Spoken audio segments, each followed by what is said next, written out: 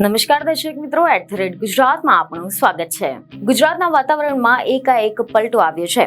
અંગ દજાડતી ગરમીની વચ્ચે કેટલાક જિલ્લાઓમાં વાદળછાયું વાતાવરણ છવાયું છે અને હવે આગામી દિવસોમાં ગુજરાતમાં મોસમનો મિજાજ ફરી એકવાર બદલાવાનો છે, કારણ કે સમાચાર એવા મળી રહ્યા છે કે 14મી એપ્રિલે બંગાળના ઉપસાગરમાં વાવાઝોડું આવશે અને આની સાથે જ ગુજરાતના અનેક જિલ્લાઓમાં વરસાદ થશે તેવી આગાહી જાણીતા હવામાન નિષ્ણાંત અંબાલાલ પટેલે વ્યક્ત કરી છે।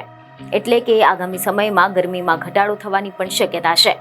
હવે જો આપણે વાત કરીએ કે કયા કયા જિલ્લાઓમાં વરસાદની શક્યતા છે, તો સમાચાર એવા મળી રહ્યા છે કે હવામાન નિષ્ણાંત અંબાલાલ પટેલ દ્વારા એવી આગાહી કરવામાં આવી છે કે આગામી સમયમાં રાજ્યમાં હવામાનમાં પલટો આવવાની શક્યતા છે, જેમાં બનાસકાંઠા, કચ્છ, મહેસાણા, આણંદ, દાહોદ, લીમખેડા, વડોદરા, આણંદમાં ગાજવીજ સાથે વરસાદી છાંટા પડી શકે છે। તો આ સિવાય સૌરાષ્ટ્રના હળવદ, સુરેન્દ્રનગરના ભાગોમાં પણ વરસાદી છાંટા પડવાની સાથે પવન સાથે આંધી આવશે। 13મી એપ્રિલ સુધીમાં દેશના ઘણા બધા ભાગોમાં વાતાવરણમાં ફેરફાર જોવા મળશે। ગુજરાતમાં આની સમયે પવન રહેવાની પણ શક્યતા છે। 14મી એપ્રિલથી બંગાળના ઉપસાગરમાં વાવાઝોડાનું શરૂઆત થશે। 15મી એપ્રિલ બાદ હવામાનમાં પલટો આવશે।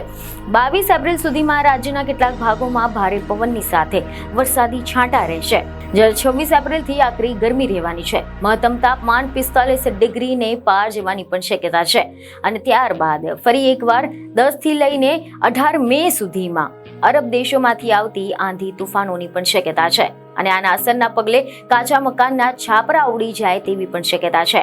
4 જૂન સુધીમાં રોહિણી નક્ષત્રનો વરસાદ કેટલાક ભાગોમાં થવાની પણ શક્યતા છે। અરબી સમુદ્રમાં પણ વરસાદની શક્યતા છે। બીજને ખબર સાથે ફરી મળીશું। ધન્યવાદ।